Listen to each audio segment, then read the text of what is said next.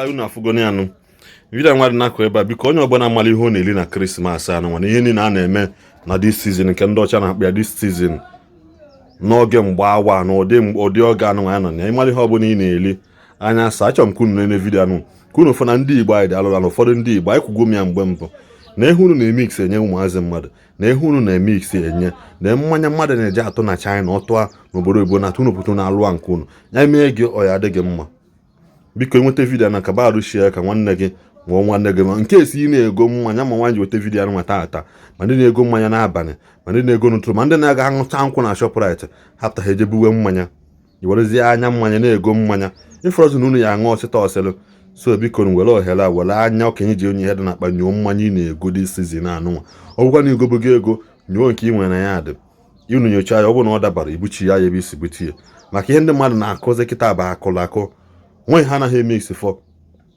ịchọọ imecha ya na ịdọrọ shọf ihe na-ego n'ahịa bụ anya ha ji eme ezobo ọịhọ mmiri onugbu ọịhọ mmiri ogo tii ya shuga n'ime ọkwa na gịnị ịnwa mmiri nke ịdosho ya maka ihe na-ele n'ahịa na nwa ezo nke bụ nke sosi ha idosho na ụwa anụ nọ na nkịta bụ ndụ anyị ka ma na ọka dị kompli mana mgbe onye nwe ya ya abịabịa weli ya dazuru ya na ụla a na-alahụ alahụ na nshi anyụla anyị dị show of it ma in terms of ihe na-egote eti n'ọnụ ịmara ebe onye si gote ịmahụ ka o si preserve ya ịmahụ ka o si mee ya ọrụ onye ọbụla golu a na-eti n'afọ biko ka ba anyị necha vidio ishi ya ịma na ụfọdụ ndị be anyị obi ala ha mere ihe awareness program this season ọ kerekwa m unu ndị be anyị ka ọ dị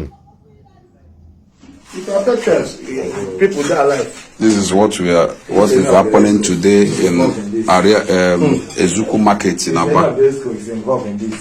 NADVAC is doing a strange operation here, and we have discovered a lot of fake products being manufactured inside this market. As you can see for yourself, in fact, all these places all you are seeing here is fake drink. This is a mini factory. This is a mini factory. Look at the red wine people are drinking. And somebody is here doing the manufacturing. As you can see for yourself. This is the bottles. This is the caps. Look at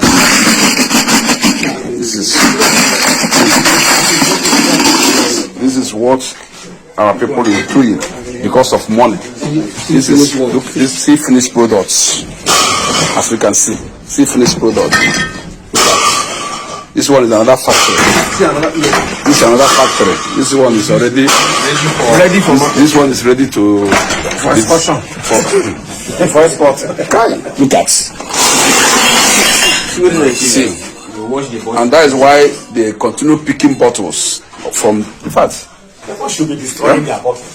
So I'm doing this video for record purposes, and I'm here with the executive of the Ezuku.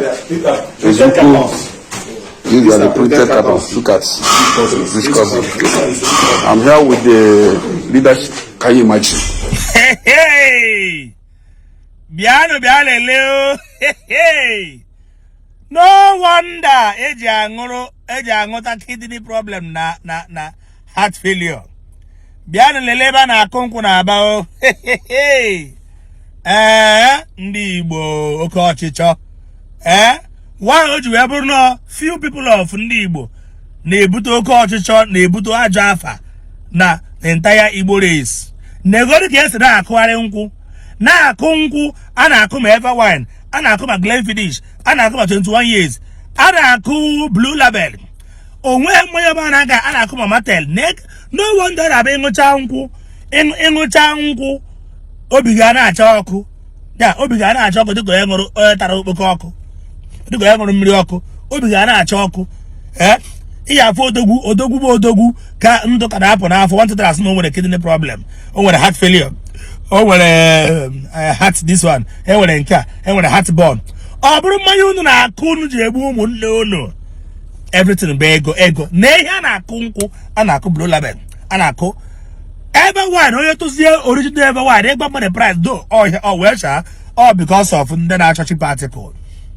Ime ahịa import ezigbo mmanya na-eme refined kụọ mmanya akụọ bie label nwee tag ịgba mmadụ price Glenfiddich ọ sị ha na nke gara ọrụ nwere ọkọ ọchị ịdị anya ukwu ịgwa mmadụ price Blue Label ọ sị na ọ gara ọrụ ịgwa mmadụ price ever wine and champagne rosé momatel asị na gara ọnụ na na nke gara nka na ajazie efu mmanya na-ere 1 to 125,000 naira ịbazie eresi gị 83,000 kụgharịkwa ọbụkwa lebe ma na na-akụ ya na-aba. Kedu ihe ejele ka ide enwe oke ọchịchọ anya ukwu egbughị Igbo na anya ga akụrụ ya n'egwu? That is why they want the money. Ị na-azụ mmanya nọrọ Lagos State na-azụ ihe ọbụla bụ 21 years blue label champagne ihe ọbụla bụ champagne blue label 21 years 23 years 12 years 18 years 35 years VSOP Hennessy Glamoregy and Dom Perignon. Mmanya ọbụla bụ oke mmanya ị na-azụ na Lagos. Jerewa na verify people na-esi obodo oyibo na-esi na direct from company ndị bụ distributor of those products, champagnes and the Moet and the Glenfiddich them. Ha nwere their representative na Nigeria.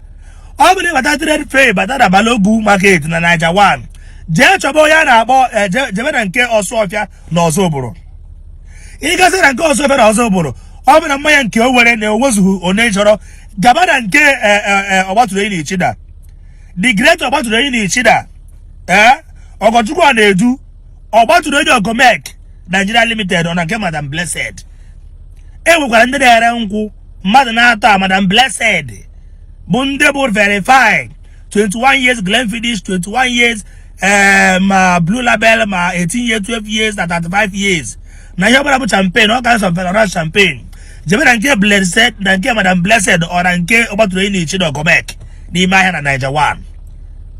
Ihe a bụ ndị bụ ha gwa unu na eresighị ahịa efu tag enwe label.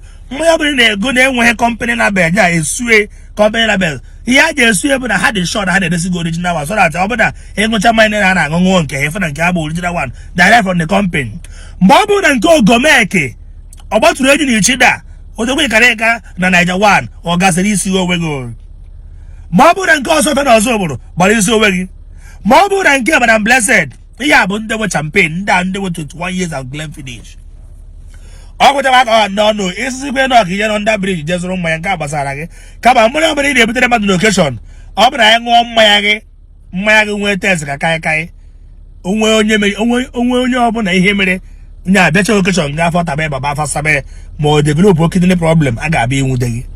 So gị nwa na-akpa akwụkwọ na-eme mmemme na-emepe ụlọ na-akpọ oriri na-akpọ ọṅụ na-echi ọzọ na-eme Morocco ọ bụrụ na ị mara ihe ego ezigbo mmanya dị verified in fact enwere mmanya dị sanctified. Ọ bụrụ mana ihe ha azụ mmanya direct from the company, from the originated, from ndị distributor. Ọ bụrụ mana ihe ha azụ mmanya n'aka ha ahụkwara ma kpọọ ndị mmadụ ka bịa ṅụọ mmanya na okeshọn gị ka ị ghara igbu anyị dị daba nwa at once.